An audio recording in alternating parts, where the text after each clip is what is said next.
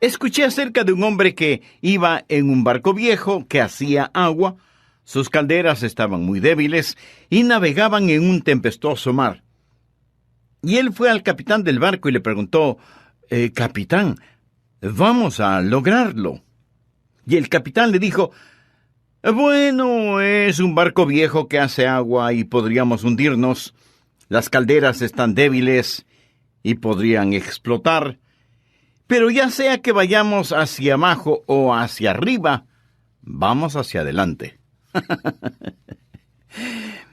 Y saben, amigos, es la forma en que pienso al enfrentar este nuevo año. Podríamos morir e ir abajo a la sepultura, o Jesús podría venir y arrebatarnos a la gloria. Mas ya sea que vayamos hacia abajo o hacia arriba, vamos hacia adelante. Como lo habrán notado, los seres humanos están obsesionados por el futuro. Queremos saber qué nos traerá, qué va a pasar. En los periódicos y revistas y programas de radio y televisión, usted encontrará una plétora de pseudoprofetas, clarividentes, pronosticadores, charlatanes seculares y religiosos, listos para decirle su futuro, por un precio, claro está. Es increíble cuánta gente trata de saber acerca del futuro. Algunas personas lo leen en las hojas de té, o en las cenizas de los cigarrillos, o en una bola de cristal. Déjeme decirle que todas estas prácticas son diabólicas, tanto como lo son el horóscopo y la astrología. Otros son diferentes, y usan su intelecto, su intuición, sus mentes, y dicen, esto es lo que ha sucedido. Estas son las tendencias que veo, y esto es lo que va a suceder. Hace tiempo en la televisión vi y escuché a un grupo hablando acerca de lo que va a suceder en el año. ¿Quiénes van a ser los candidatos para las próximas elecciones? ¿Qué va a suceder por aquí? ¿Qué es lo que va a pasar por allá? Etcétera, etcétera. Y con toda su agudeza y sabiduría estaban pronosticando el futuro. Todos queremos saber sobre el futuro, pero hay una sola persona que conoce el futuro y esa persona es Dios. Y todos aquellos que dicen que pueden predecir el futuro no son más que charlatanes y aprovechadores, tanto en el mundo secular como en el mundo religioso. Pero sea que conozcamos el futuro o no, hay un futuro que debemos enfrentar. Le invito a buscar en la palabra de Dios la epístola de Santiago, el capítulo 4, y empezaré a leer desde el versículo 13. Este es un pasaje que tiene que ver con el futuro. Cuenta la historia de un hombre de negocios que estaba haciendo planes para su futuro. En esta historia vamos a descubrir 3 grandes errores que hace este hombre y vamos a aprender de esos errores y vamos a aprender cómo enfrentar el futuro, no solo como familia, sino también como individuos. Leamos Santiago 4, los versos del 13 al 17. Vamos ahora, los que decís, hoy y mañana iremos a la ciudad y estaremos allá 1 año y traficaremos y ganaremos, cuando no sabéis lo que será mañana. Porque ¿qué es vuestra vida? Ciertamente es neblina que se aparece por un poco de tiempo y luego se desvanece. En lugar de lo cual deberíais decir, si el Señor quiere, viviremos y haremos esto o aquello. Pero ahora os jactáis en vuestras soberbias. Toda jactancia semejante es mala, y al que sabe hacer lo bueno y no lo hace, le es pecado. Esta es la historia de un hombre que cometió 3 trágicos errores en el primer siglo, pero que tiene cualquier cantidad de hermanos en el presente siglo. ¿Cuáles fueron esos errores? Primero, planificó sin la intervención de Dios. Este fue un hombre de negocios que pensó en cómo manejar sus negocios. Saca su calendario, revisa sus compromisos y dice, bien podría hacer esto hoy o mañana. O sea, considera una actividad en un período de tiempo, lo cual es sabio hacerlo. Y no solo considera un período de tiempo, sino que determina un lugar. Consulta algunos mapas de varias ciudades y dice, ese es el lugar a donde quiero ir. No solo tiene determinado el tiempo y el lugar, sino que planifica procedimientos. Voy a comprar y a vender. Evidentemente conoce su mercadería y conoce el mercado. Tal vez tiene un título en mercadeo otorgado por la Universidad de Jerusalén. Él es un hombre listo, sabe lo que quiere hacer, y como todo hombre de negocios, considera la ganancia que tendrá. Comprará algo por un precio y lo venderá a un precio mayor. Esa será su ganancia, y todo lo planifica muy bien. Sin embargo, comete un gravísimo error. Lo notó. No hace ninguna mención de Dios. No toma en cuenta a Dios para nada. En el versículo 15 vemos que él no dice, si el Señor quiere, haré esto o aquello. Él no tiene en cuenta la voluntad de Dios, y por eso, mi amigo, es trágico. Eso es orgullo, eso es pecado. De hecho, eso es arrogancia. Ahora, un ateo es un necio. Leemos en la Biblia, dice el necio en su corazón, no hay Dios. Pero escúcheme atentamente.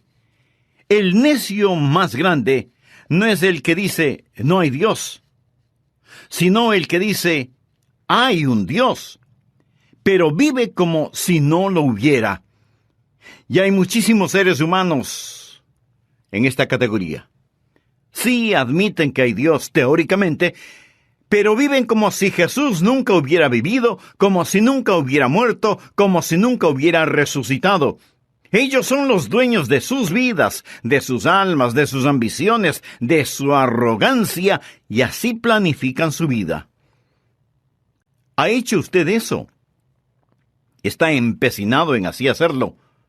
Tremendo error. Por otro lado, hay muchos que hacen sus propios planes y entonces dicen, Señor, estos son mis planes, ten la bondad de bendecirlos. Cuando en realidad deberíamos decir, Señor, ayúdame a hacer lo que estás bendiciendo. Señor, ¿qué quieres que yo haga? Al enfrentar un nuevo año, quiero decirle en forma clara y sencilla que Dios ya tiene un plan para su vida. La Biblia dice, por Jehová son ordenados los pasos del hombre, y él aprueba su camino. Porque somos hechura suya, creados en Cristo Jesús para buenas obras, las cuales Dios preparó de antemano para que anduviésemos en ellas. Ese es el plan de Dios. Te haré entender y te enseñaré el camino en que debes andar. Amigo, esa es una gran promesa. Te haré entender y te enseñaré el camino en que debes andar. Sobre ti fijaré mis ojos. Quiere decir que su guía es la clase de guía que cuida, es la clase de guía que anticipa, es la clase de guía que se asegura que usted esté en la voluntad de Dios. Sería un terrible error el que usted se pierda el plan de Dios. En Isaías 30:21 leemos, entonces tus oídos oirán a tus espaldas palabra que diga, este es el camino, andad por él. Y en Romanos 8:14, Pablo asegura, porque todos los que son guiados por el Espíritu de Dios, estos son hijos de Dios. Usted no necesita estar adivinando en la oscuridad, como barco sin timón o como brújula en noche tormentosa. Tampoco necesita llegar al final de su vida para decir, como alguien lo dijo, la juventud es un error, la vida adulta es una lucha y la vejez es un pesar. Dios tiene un plan para usted, para su educación, para sus negocios, para su matrimonio, para su familia. Si usted quiere conocer la voluntad de Dios para su vida en este año, ponga en práctica lo que dice Santiago y diga, si el Señor quiere. Voy a compartir con usted 3 palabras que le ayudarán en esto. Confesión. Confiese cada pecado. Elimine el pecado de su vida. Cuando usted ora por guía, si aún tiene pecado en su vida, usted no obtendrá esa guía.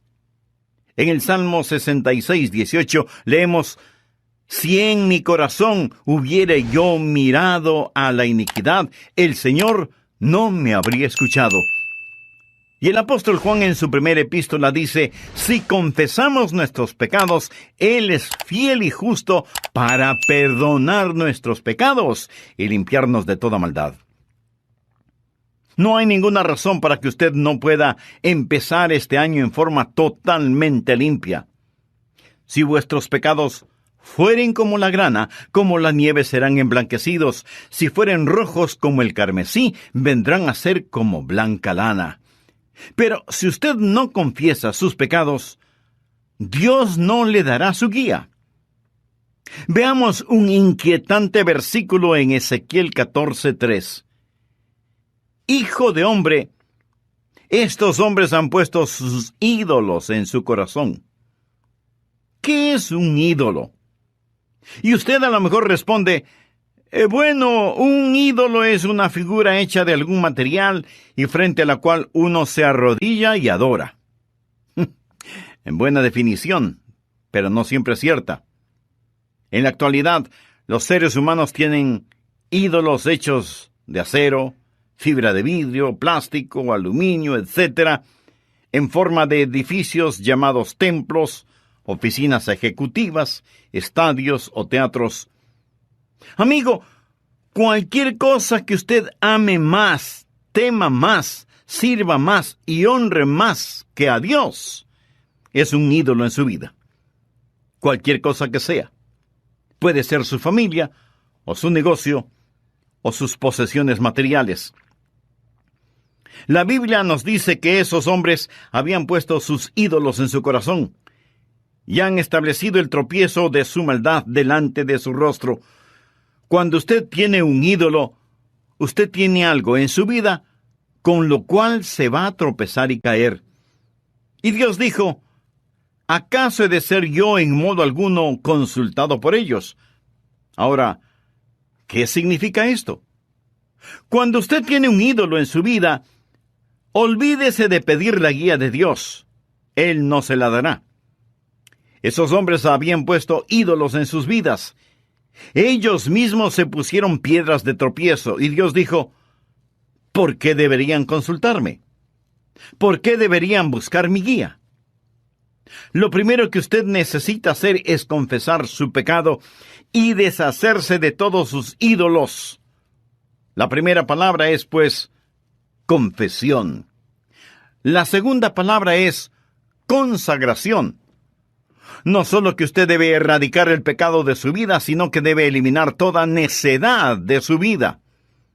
La Biblia dice, reconócelo en todos tus caminos, y Él enderezará tus veredas. Eso significa que usted debe decir, Señor y Dios, reconozco tu derecho de reinar sobre mi vida, ahora sin pecado y sin necedad. Deseo hacer tu voluntad. Lo que quieras que haga, cuando quieras que lo haga, en cualquier lugar. Señor, te pertenezco, tú ordena, y yo obedezco. Amigo, ¿le ha dicho usted a Dios eso? ¿Ha hecho eso? Estas no son unas preguntas retóricas, son preguntas honestas, dirigidas a su corazón. ¿Alguna vez le ha dicho, quiero tu voluntad y nada más, a cualquier costo, en cualquier lugar, el momento que tú determines? ¿Ha firmado un contrato en blanco dejando que Dios llene el formulario? La voluntad de Dios no es para los rebeldes. Aquí estoy, Señor, reportándome para servicio. Lo que quieras que haga, lo haré. Me pongo bajo tus órdenes. Soy una persona bajo tu autoridad. Confesión y consagración. La tercera palabra es también muy sencilla. Concentración. ¿Está usted realmente escuchando a Dios? Él dice, te haré entender y te enseñaré el camino en que debes andar. Sobre ti fijaré mis ojos. ¿Está usted mirando espiritualmente el rostro de Dios? El rostro de Dios estará hacia usted si su rostro está hacia el rostro de Dios. La voz de Dios estará en sus oídos si sus oídos están sintonizados a la voz de Dios. ¿Tiene usted un momento de quietud espiritual para conversar con Dios y escuchar su voz? Muchas veces no es que Dios no nos esté hablando. El problema es que no le estamos escuchando. Y cuando ora, ¿qué dice? Señor, escucha lo que te estoy diciendo. O, Señor, habla, que tu siervo escucha. Si usted practica estas tres cosas, confesión, consagración y concentración, conocerá la voluntad de Dios en su vida y Dios le dirá: este es el camino por el que deseo que vayas. Y día tras día usted conocerá su voluntad. Veamos el segundo error que cometió el hombre al cual hace referencia Santiago. Recuerde que su primer error fue el planificar sin la intervención de Dios. Segundo, hizo una peligrosa suposición. Veamos otra vez Santiago 4:15. En lugar de lo cual deberíais decir: si el Señor quiere, viviremos y haremos esto y aquello. Este hombre supone que tendrá un mañana. En el versículo 14 leemos: no sabéis lo que será mañana, porque ¿qué es vuestra vida? Ciertamente es neblina que se aparece por un poco de tiempo y luego se desvanece. Y la palabra neblina en el original es atmos, de donde tenemos la palabra atmósfera, por ejemplo. La idea es que nuestra vida es como una neblina, un vapor que se desvanece, es como una flor que se marchita. Hoy es y mañana no es. Así que, amigo, no se ufane del día de mañana. Al iniciar un nuevo año, ninguno de nosotros sabe si estaremos aquí el próximo año. La vida es frágil y breve. Y si usted dice: pastor, yo soy joven y tengo buena salud, solo le recuerdo que hay un paso entre la vida y la muerte. Un resbalón, una caída, un golpe, y en un brevísimo segundo usted pasará a la eternidad con toda su salud y su juventud. Hay un solo latido del corazón entre la vida y la muerte, entre el cielo o el infierno. El cielo si tenemos a Cristo como nuestro Señor y Salvador, o el infierno si pasamos a la eternidad, habiendo sido rebeldes y habiéndole rechazado. ¿Qué es su vida sino una neblina? No presuma del día de mañana. La realidad es el día de hoy. El mañana nunca llega, porque cuando llega entonces es el hoy. Hoy es el día que usted tiene. El ayer ya pasó y el futuro es el hoy actualizado. El salmista dijo: este es el día que hizo Jehová, nos gozaremos y alegraremos en él. Viva este día para la gloria de Dios. Hay dos días que pueden robarse la fortaleza de hoy. El uno es el ayer y el otro es el mañana, y muchas veces el hoy está crucificado entre estos dos ladrones. Pablo dijo, olvidando ciertamente lo que queda atrás. ¿Cuáles son las cosas que debemos olvidar en este nuevo año? Olvide su culpabilidad del pasado. ¿Qué es lo que dice la Biblia al respecto? Si confesamos nuestros pecados, Él es fiel y justo para perdonar nuestros pecados y limpiarnos de toda maldad. Debemos olvidar pasadas penas y dolores. El año pasado fue un año duro para usted. ¿Por qué no entrega sus penas a Jesús? Libérese de ellas. ¿Alguien le hizo algún daño? Déjelo en las manos del Señor y líbrese de ese resentimiento. Olvídese también de las pasadas glorias. ¿El año pasado fue un buen año para usted? Bueno, eso fue el año pasado. Su culpabilidad, sus penas, sus resentimientos, sus glorias, todo eso ya está en el pasado. Olvídese de todo eso. Este es el día que hizo Jehová. El Señor Jesús dijo, no os afanéis por el día de mañana, porque el día de mañana traerá su afán. Basta a cada día su propio mal. ¿Qué quiere decir esto? Quiere decir que Dios le enviará problemas. Dios le dará problemas, desengaños, sufrimientos, dolor, sudor, angustia. Todo está siendo mezclado por Dios en el cielo para dárselo a usted. Frente a esto, su reacción natural será: pastor, pero yo pensé que Dios era bueno y me amaba. Mi amigo, porque Dios es bueno y le ama entrañablemente, es que lo hace. La peor cosa que le podría pasar a usted o a mí sería el vivir esta vida sin ningún dolor, sin ninguna pena, sin ninguna desilusión, sin ninguna dificultad. Jesús sufrió lo que usted nunca sufrirá, porque le ama y quiere salvarle. Es Él su Salvador. Si aún no lo es, le invito a decir la siguiente oración: querido Dios, quiero empezar y tener un nuevo año con la presencia tuya y el control en mi vida. Señor Jesús, te agradezco por lo que hiciste por mí en la cruz del Calvario. Imploro tu perdón, imploro tu ayuda, y que me otorgues una vida nueva. Confío en ti, y por fe te recibo en mi corazón como mi Salvador y Señor, desde ahora y para siempre.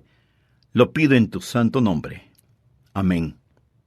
Amigo, le invito a que nos escriba y nos haga saber de su decisión por Cristo. Así podremos tener también el privilegio de orar por usted. Que Dios le bendiga.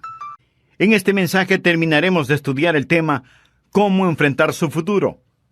Antes de proseguir, haré un pequeño resumen de lo que ya hemos visto, teniendo como trasfondo bíblico lo que dice Santiago en su epístola capítulo 4, los versículos del 13 al 17. Vamos ahora, los que decís: hoy y mañana iremos a la ciudad y estaremos allá un año y traficaremos y ganaremos, cuando no sabéis lo que será mañana. Porque, ¿qué es vuestra vida? Ciertamente es neblina que se aparece por un poco de tiempo y luego se desvanece.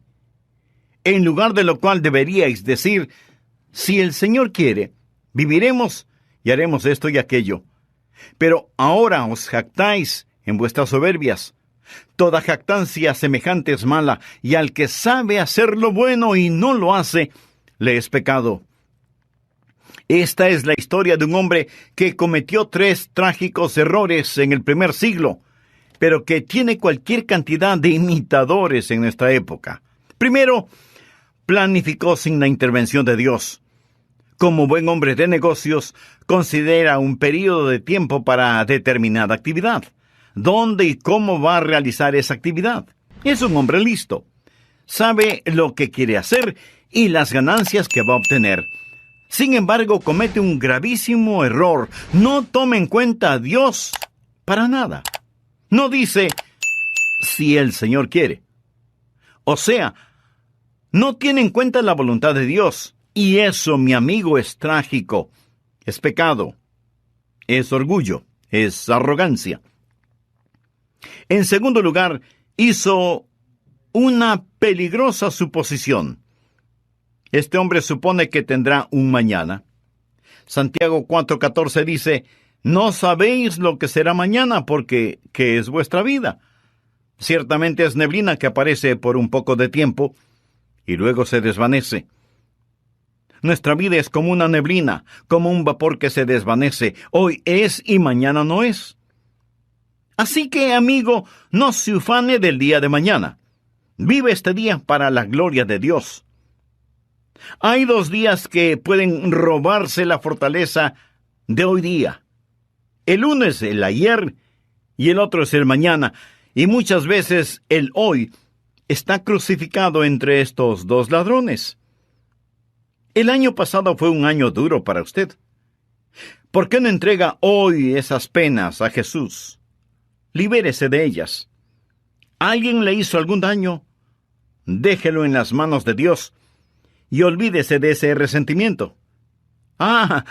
Olvídese también de las glorias pasadas. ¿El año pasado fue un buen año para usted? Bueno, pues, eso fue el año pasado. Y si frente a los problemas y dificultades que está experimentando hoy usted dice: pero yo pensé que Dios me amaba, le diré que Dios sí le ama y los problemas y dificultades que Él envía son correctivos o formativos. La peor cosa que le podría pasar a usted o a mí sería el vivir esta vida sin ningún dolor, sin ninguna pena, sin ninguna desilusión, sin ninguna dificultad. Con nuestra naturaleza pecaminosa, nunca imploraríamos a Dios. Por lo tanto, Dios nos envía problemas, pero al mismo tiempo nos da suficiente gracia, suficientes problemas y suficiente gracia. Dios hace que me acerque a Él y me otorga gracia. Y esa es la maravillosa y divina ecología que Dios me da para hoy, para vivir mirando a Dios. ¿Qué es lo que sucede cuando se preocupa más de lo normal? Que los problemas de mañana usted los trae hoy. Dios le da la fortaleza suficiente para los problemas de hoy. No le dará suficiente fortaleza para los problemas de mañana. Así que cuando usted trae hoy los problemas de mañana, eso no le ayuda a estar listo para mañana, ni hace que los problemas de mañana desaparezcan. Más bien le quita el gozo de hoy, porque usted hoy se siente sobrecargado, sobresaturado, tratando de manejar hoy los problemas de mañana. Y cuando llega a mañana, usted llega falto de aliento porque ha estado llevando una carga que no debía estar llevando. Día a día, Él le sostendrá. Cada paso que dé, Dios cuidará de usted día a día. No piense tanto en el mañana. La preocupación es el interés que usted paga sobre un problema prestado. Eso es el mañana. Usted vive el día de hoy confiando en el Señor. ¿Qué es la vida sino un vapor que aparece por un momento y luego desaparece? Y frente a los umbrales de este nuevo año, no planifique sin Dios. Ponga a Dios en sus planes. Y no se ufane del mañana. Diga, si el Señor quiere, viviré. Y haré esto o aquello. Y vive el día de hoy como si fuera su último día sobre la tierra y diga, este es el día que hizo Jehová, nos gozaremos y alegraremos en él. Tercero, cometió una trágica dilación. Veamos los versículos 16 y 17 del capítulo 4 de la Epístola de Santiago. Pero ahora os jactáis en vuestras soberbias. Toda jactancia semejante es mala, y al que sabe hacer lo bueno y no lo hace, le es pecado. ¿Alguna vez ha pensado que si usted simplemente conoce la voluntad de Dios, todo será estupendamente maravilloso? Conozco a muchas personas que conocen la voluntad de Dios, pero no la siguen, no la obedecen. Así que no es suficiente el conocer la voluntad de Dios. Es doblemente trágico cuando usted conoce la voluntad de Dios, pero no la hace. ¿Qué es lo que dice Santiago? Al que sabe hacer lo bueno y no lo hace, le es pecado. Es un gran pecado el dejar de hacer lo que usted sabe que debe hacer y el hacer lo que no debe hacer. Porque si usted está haciendo lo que debe hacer, no estará haciendo aquello que no debe hacer, ¿no le parece? Por lo tanto, los pecados de omisión son más grandes que los pecados de comisión. Al que sabe hacer lo bueno y no lo hace, le es pecado. Pecado es dilación. Y estoy seguro que muchos de ustedes varias veces le han dicho a Dios, Señor, yo sé lo que debo hacer, y te prometo que uno de estos días lo voy a hacer. Saber lo que hay que hacer y no hacerlo. Dilación no es más que una elegante palabra para rebelión. Es pecar contra Dios. Y si no, piensa en todos los problemas que un acto de dilación, de rebelión, ha traído a su vida o a la mía. Es la razón por qué muchas personas están espiritualmente perdidas. ¿Qué es lo que un hombre debe hacer? Escuchar un programa evangelístico como este que está escuchando, maldecir a Dios, blasfemar contra Dios, rehusar el ser salvo y decir, nunca seré salvo. No. Lo único que hace con eso es posponer su salvación. Pablo, escribiendo a los hermanos en Corinto, les dijo, He aquí ahora el tiempo aceptable, he aquí ahora el día de salvación. Un hombre no está perdido porque miente, roba, adultera o es orgulloso. Jesús ya pagó en la cruz por todos estos pecados. La Biblia dice, el que en él cree no es condenado, pero el que no cree ya ha sido condenado, no porque sea mentiroso, ladrón o adúltero. Ha sido condenado porque no ha creído. Es el pecado de la dilación, de la rebeldía. Es sencillamente dejar de hacer lo que debemos hacer, lo que nos condenará y enviará a nuestra alma al infierno. Por supuesto que hay muchos que nunca han escuchado estas buenas nuevas de salvación. Pero no estamos hablando de ellos, estamos hablando de los que saben hacer lo bueno y no lo hacen. Usted me está escuchando por intermedio de este programa y yo rompo mi corazón rogándole que sea salvo. Y usted dice, sí, lo haré. Pero no hoy. Eso, mi amigo, es pecado. Un día usted morirá y se irá al infierno. Y entonces será eternamente demasiado tarde. El pecado es dilación. El pecado de omisión es el por qué tantos y tantos matrimonios terminan destrozados. ¿Qué es lo que tiene que hacer para dañar su matrimonio? ¿Abusar física y verbalmente de su cónyuge? ¿Echar maldiciones sobre sus hijos? No. Lo único que tiene que hacer es dejar de nutrir y amar a su pareja. Una mujer en forma muy tierna pero con tristeza en su voz le dijo a su marido, ¿por qué ya no me dices que me amas? Y él le contestó un poco molesto, mira, cuando nos casamos, ya te dije que te amaba. Si hubiera cambiado de parecer, ya te lo hubiera dicho. Mi amigo, la gente es así. El amor no es como un diamante que tiene que atesorarlo, esconderlo. El amor es más bien como una flor que tiene que ser cultivada, cuidada, regada, podada. Usted no siente amor así porque sí. Usted aprende a crecer en amor y necesita visualizarlo, verbalizarlo y vitalizarlo. Eso es amor. Cuando no sucede esto, es la razón por qué hay tantas ideas erróneas acerca del amor. Pecado de omisión es, y permítame parafrasear el versículo, saber decir íntimamente lo bueno, pero jamás expresarlo. Usted dirá, pastor, tengo dificultades en tener pensamientos correctos. Tengo toda clase de malos pensamientos en mi cabeza. Gracias por ser honesto. Ahora, ¿sabe por qué tiene malos pensamientos? La respuesta es tan sencilla que le va a sorprender. Porque no llena su mente con buenos pensamientos. Súper sencillo, ¿verdad? Dios le formó y le hizo de tal manera que no puede tener dos pensamientos diametralmente opuestos al mismo tiempo.